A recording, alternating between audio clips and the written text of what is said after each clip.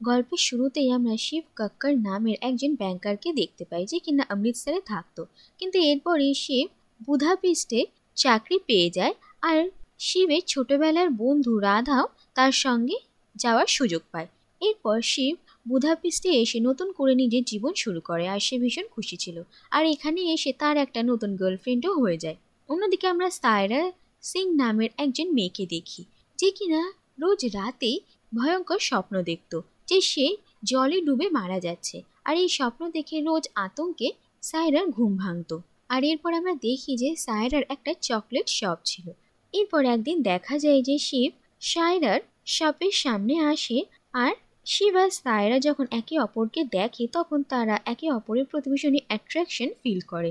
আর অন্যদিকে দেখা যায় যে শিবের সঙ্গে তার গার্লফ্রেন্ডও ছিল, কিন্তু শিবকে সায়রার প্রতি এতটা অনুরক্ত দেখে সে ভীষণই ডিসঅ্যাপয়েন্ট হয় আর সেখান থেকে চলে যায়। এরপর শিব আর সায়রা একে অপরের সঙ্গে কথা বলে আর তারা নিজেরাও বুঝতে পারছিল না যে তাদের মনের ভেতর কি চলছিল। এরপর দেখা যায় যে প্রথমত সায়রা শিবকে ইগনোর করার চেষ্টা করে, কিন্তু শিব সায়রার পিছনে পড়ে যায় আর সে ক্রমাগত বারবার সায়রার সঙ্গে দেখা করত।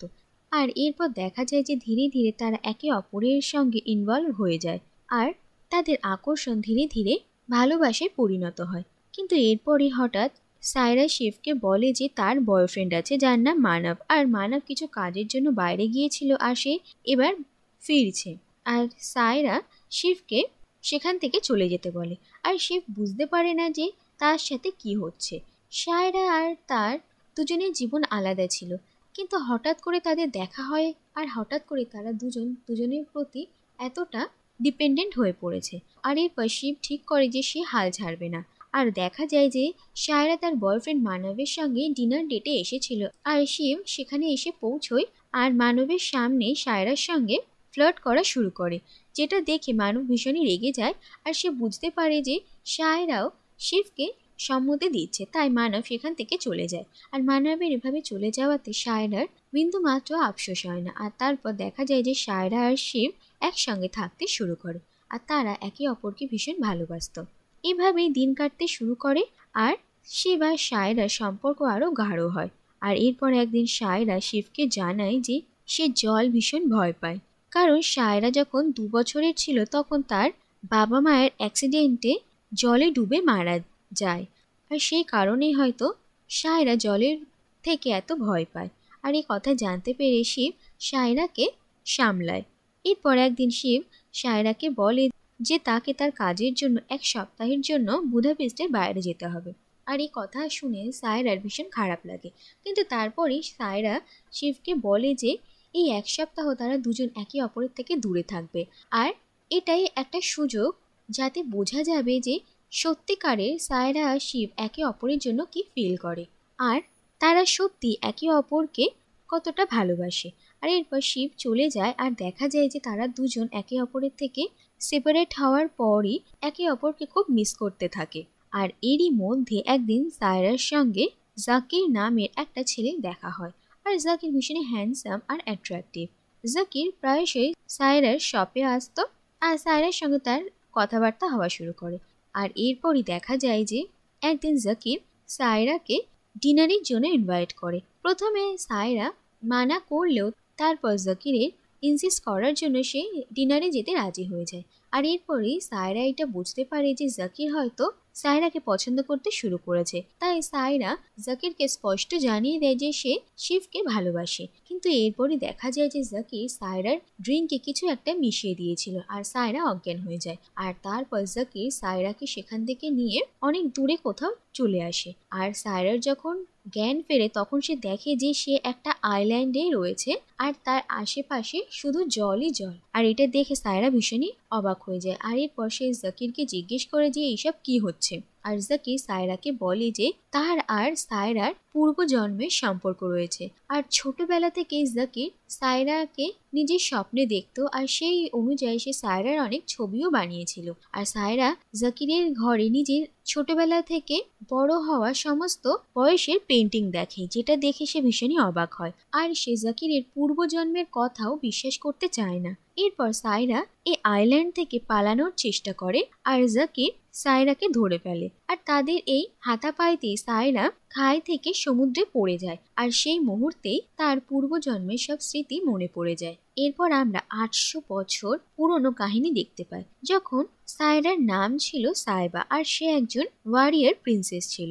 আর সায়রার একজন বন্ধু ছিল যার নাম হচ্ছে কবির, আর সে হচ্ছে জাকিরের পূর্বজন্ম। আর সাইবা আর কবির একে অপরের খুব ভালো বন্ধু ছিল, কিন্তু কবির সাইবাকে ভালোবাসতো। এরপর একদিন দেখা যায় যে তাদের রাজ্যে মুরাকিস নামের এক অন্য জাতি হামলা করে দেয়, আর মুরাকিসরা ভীষণই পাওয়ারফুল ছিল। আর এরপর একদিন কবির এই মুরাকিসদের মোকাবিলা করতে যায়, আর এই জাতিদেরই একজন ওয়ারিয়ার ছিল যার নাম হচ্ছে জিলান, আর জিলান ভীষণই পাওয়ারফুল ছিল, আর সে কবিরকে ঘায়েল করে দেয়। আর কবিরের এই অবস্থা দেখে সাইবা ভীষণই হতাশ হয়, আর সে বুঝতে পারে যে তাদের রাজ্যে কত বড় বিপদ আসতে চলেছে। তাই একদিন সাইবা জিলানের সঙ্গে দেখা করতে যায়, আর সে জিলানকে চ্যালেঞ্জ করে যে জিলানকে তার সঙ্গে মোকাবিলা করতে হবে, আর যদি সাইবা এই মোকাবিলাতে জিতে যায় তাহলে তাকে আর তার রাজ্যকে মুরাকিসরা ছেড়ে দেবে, আর যদি সাইবা হেরে যায় তাহলে সে জিলানের কাছে আত্মসমর্পণ করবে।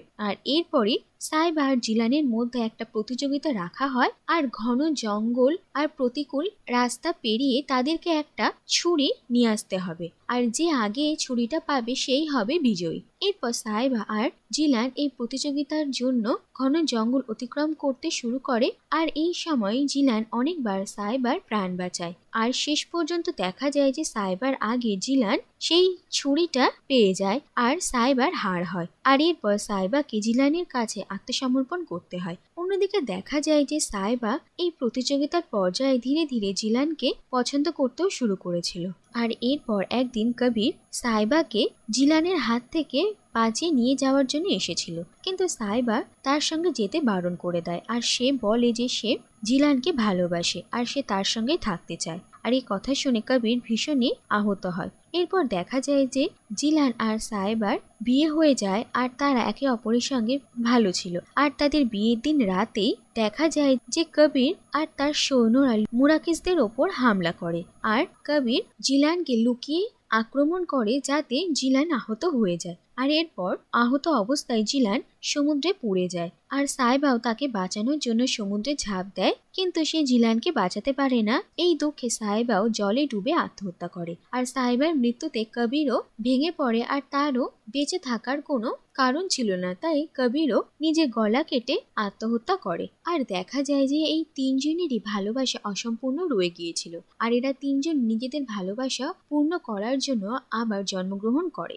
এরপর কাহিনী আবার প্রেজেন্টে আসে, আর আমরা দেখি যে সায়রা সমুদ্রে পড়ে যাওয়ার পর তাকে জাকিরের লোকেরা উদ্ধার করে, আর সায়রার যখন জ্ঞান ফেরে তখন সে জাকিরকে বলে যে তার সবকিছু মনে পড়ে গেছে, আর জাকির বলে যে আগের বার তার ভালোবাসা পূর্ণ হয়নি, কিন্তু এবার সে তার ভালোবাসা পূর্ণ করবে, আর তার জন্য যদি তাকে শিবকে মারতে হয় তাহলে সে পিছুপা হবে না। আর সায়রা ঠিক করে যে সে শিবের প্রাণ বাঁচানোর জন্য জাকিরকে বিয়ে করবে, কিন্তু সে জাকিরের কাছে শর্ত রাখে যে যদি সে জাকিরকে বিয়ে করে তাহলে জাকির শিবকে কিছু করবে না। আর অন্যদিকে দেখা যায় যে বুদাপেস্টে ফিরে এসে শিব সায়রাকে কোথাও খুঁজে পায় না, আর সে ভীষণই দুশ্চিন্তা করে। এরপর খোঁজ খবর নিয়ে শিব সায়রা আর জাকিরের এঙ্গেজমেন্টের দিন সায়রার সঙ্গে দেখা করতে পৌঁছয়, আর শিব সায়রাকে খুব ভুল বোঝে, আর সে আহত হয়ে সেখান থেকে চলে যেতে চায়, কিন্তু শিবকে নিজের চোখের সামনে দেখে সায়রা দুর্বল হয়ে পড়ে। আগের জন্মে যা হয়েছিল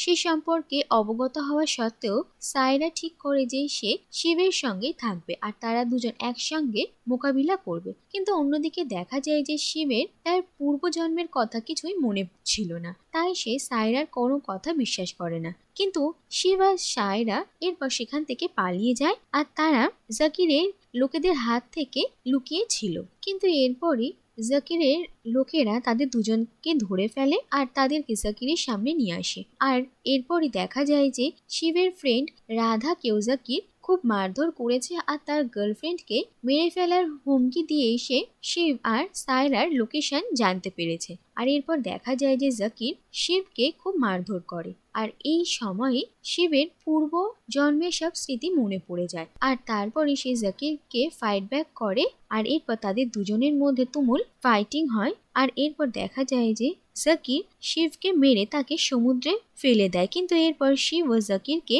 নিজের সঙ্গে সমুদ্রে টেনে নেয় আর জলে তাদের দুজনের মারামারি হয় আর সেখানেই জাকিরের মৃত্যু হয়। অন্যদিকে দেখা যায় যে শিব সুইমিং জানতো না আর সায়রা তাকে বাঁচানোর জন্য জলে ঝাঁপ দেয় আর এইবার সায়রা শিবের প্রাণ বাঁচাতে সক্ষম হয় আর তারপর শিব আর সায়রাকে জল থেকে উদ্ধার করা হয়। আর এই ঘটনার পর 10 বছর কেটে যায় আর আমরা দেখি যে শিব আর সায়রার করণ অর্জুন নামের দুজন যমজ ছেলে ছিল আর শিব তাদেরকে গোল্ডেন টেম্পলে নিয়ে এসেছিল।